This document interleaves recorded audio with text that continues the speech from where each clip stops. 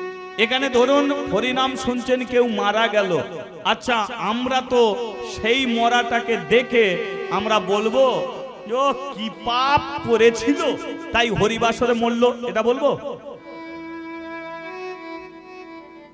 পাপী মানুষ কোনোদিন হরিবাসরে মরে না।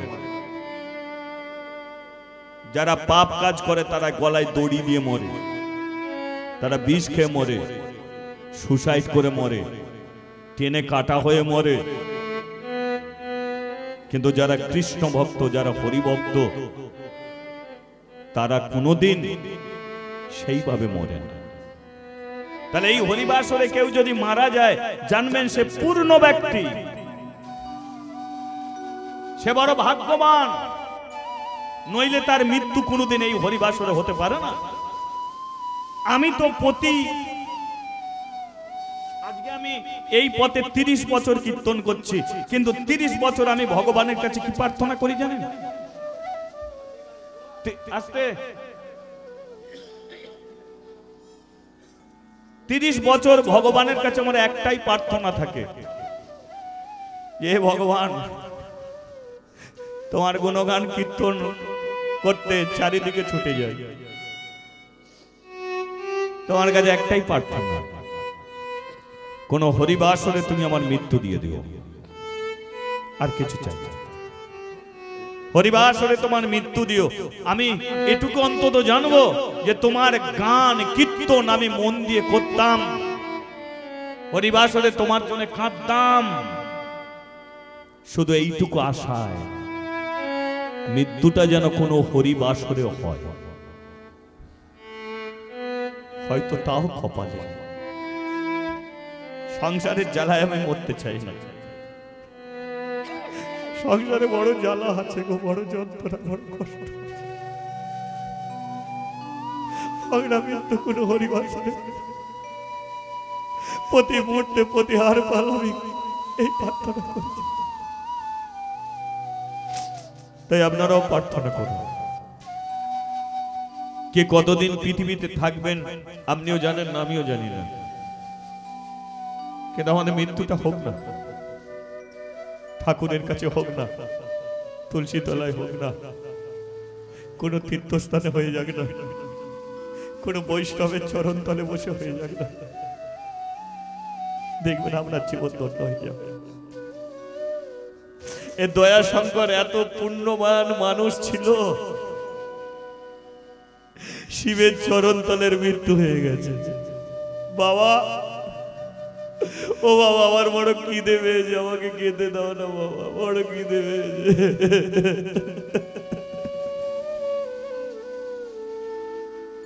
বাবাকে ধরে ঠেলাঠেলি করছে, খবরটা চলে গেছে জমিদার বাবুর কাছে। জমিদার বাবু তাড়াতাড়ি মন্দিরে ছুটে আসুন। কেন না, দয়াশঙ্কর আর বেঁচে বললি কি রে? জমিদার রানী দুজনেই ছুটে গেল। যেই রানী ছুটে গেছে, মাতৃ ছুটে এসে জড়িয়ে ধরেছে, ও মা,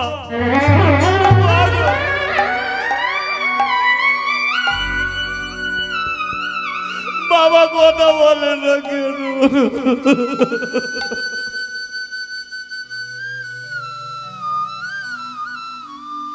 দেখবেন এই পৃথিবীতে যার মা নেই, যার বাবা নেই, দুনিয়ায় তার কেউ নেই। আচ্ছা, আপনারা তো বিয়ের পরে মাঝে মধ্যেই বাপের বাড়ি যান। যতদিন বাবা মা ছিল, যাবার ইচ্ছা ছিল, যদি কারো বাবা মা মরে যায়, তাদের বাপের বাড়ি যাবার ইচ্ছাটা থাকে? আর ইচ্ছা থাকে না কেন বলুন তো? কারণ পরিবারে সবাই আছে, দাদা আছে, বৌদি আছে, ভাই আছে, বোন আছে, ভাইপো আছে, ভাইজি আছে, কিন্তু তবু ওই বাড়িতে যেতে ইচ্ছা করে না। কেন? কারণ ওখানে বাবাও নেই,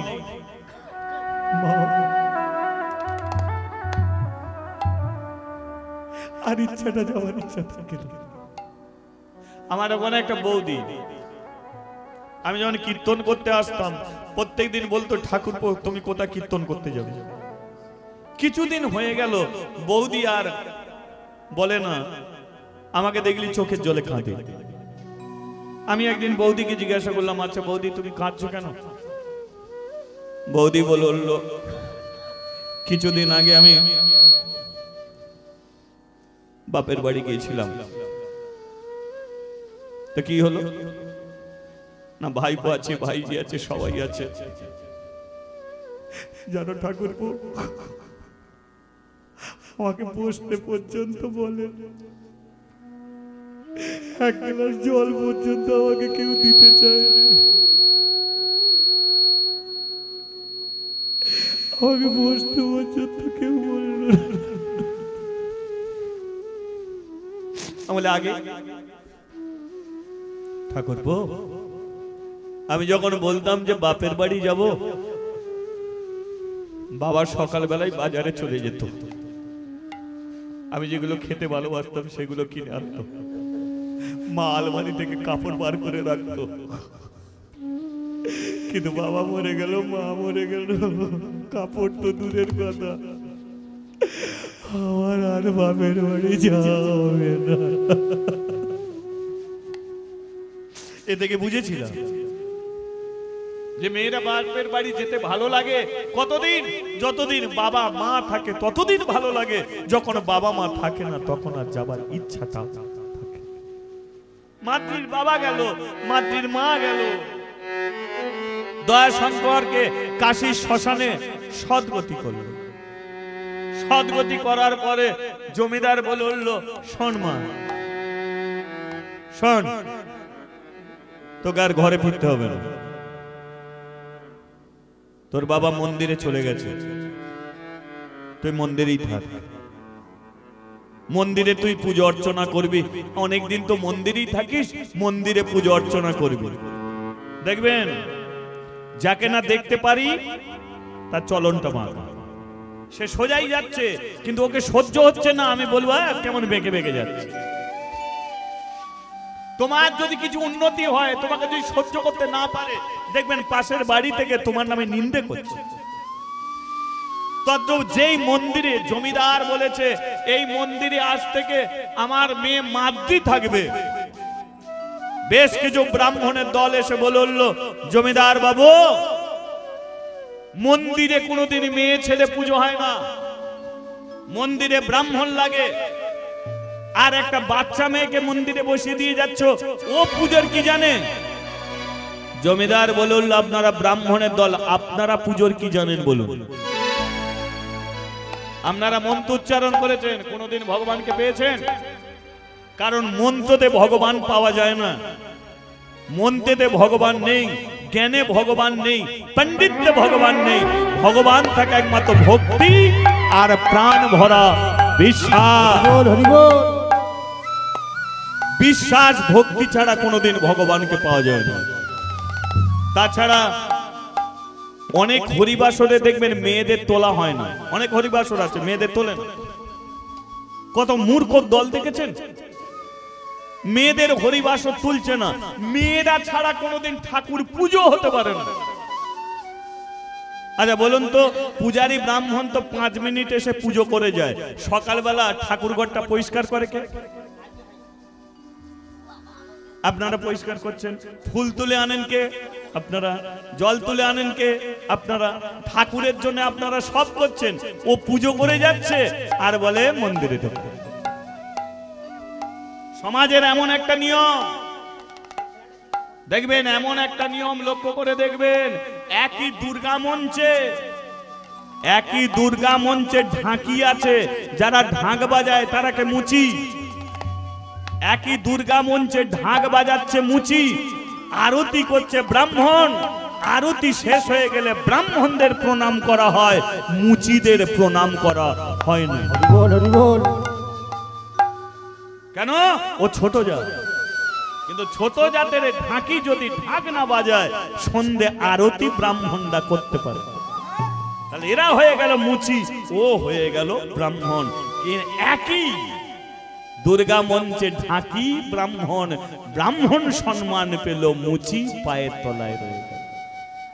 মুচি চামড়া কেটে খোল তৈরি করলো, সেই খোল মন্দিরে বাজলো, সেই খোল মন্দিরে বাজছে, মুচির চামড়া কাটা খোল নিয়ে মন্দিরে বাজে, মন্দিরে বৈষ্ণব ব্রাহ্মণরা উঠবে, মুচি উঠতে পারবে। সমাজ, তাই জমিদার বলল সমাজ মানি না। এই সমাজের বুকে আমি মন্দির তৈরি করেছি, তাই এই মন্দিরে আমার মেয়ে মাতৃ থাকবে, এই পূজা অর্চনা করবে। এ মন্ত্র বলুক না বলুক, প্রদীপ জ্বালুক না জ্বালুক, তবু মন্দিরে মেয়ে থাকবে। তাহলে মন্দিরে ঠাঁই হলো কার? মা, মাতৃ। ঠিক আছে, এবার মাতৃ সত্যিই তো মন্ত্র জানে না, ব্রাহ্মণরা বলল দেখবো কেমন পুজো কর। কি এবার ভুলটা কোন জায়গায় হলো লক্ষ্য করে দেখুন। তাহলে মাতৃ কি করে? গঙ্গা থেকে জল আনে, প্রদীপ জ্বালে, ধূপ জ্বালে, আসন পাতে, কিন্তু মন্ত্র বলতে পারে না।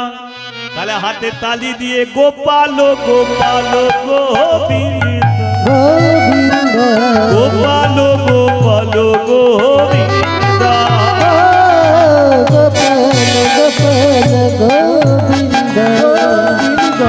গোপাল গোপাল গোবিন্দ, ও গোপাল গোপাল গোবিন্দ, গোপাল গোপাল গোবিন্দ, গোপাল গোপাল গোবিন্দ, গোপাল গোপাল গোবিন্দ, গোপাল হরে গোবিন্দ হরে, রাম হরে গোবিন্দ হরে, গোপাল হরে গোবিন্দ হরে, শ্যাম হরে গোবিন্দ হরে, গোপাল হরে গোবিন্দ হরে, রাম হরে গোবিন্দ হরে, গোপাল হরে গোবিন্দ হরে,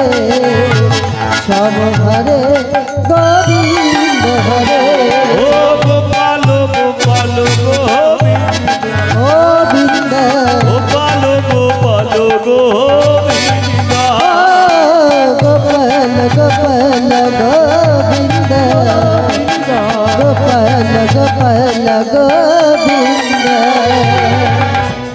আচ্ছা, মাতৃ বসে আছে কোথায় বলুন? মাতৃ কোথায় আছে? শিবের কাছে। আমরা বসে আছি কোথায়?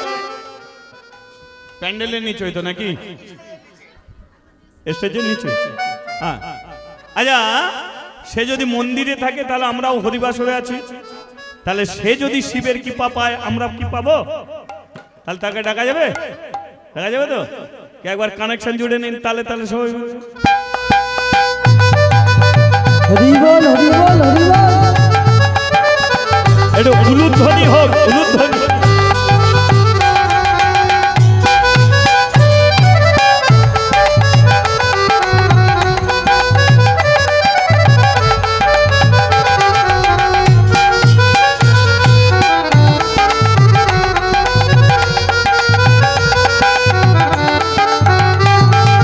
গোপাল গোপাল গোবিন্দ, গোবিন্দ, গোপাল গোপাল গোবিন্দ, গোপাল গোপাল গোবিন্দ, গোপাল গোপাল গোবিন্দ, গোপাল হরে গোবিন্দ হরে, রাম হরে গোবিন্দ হরে, গোপাল হরে গোবিন্দ হরে, শ্যাম হরে গোবিন্দ হরে, রাম হরে গোবিন্দ, ও শ্যাম হরে গোবিন্দ হরে, রাম হরে গোবিন্দ ও শ্যাম হরে গোবিন্দ হরে।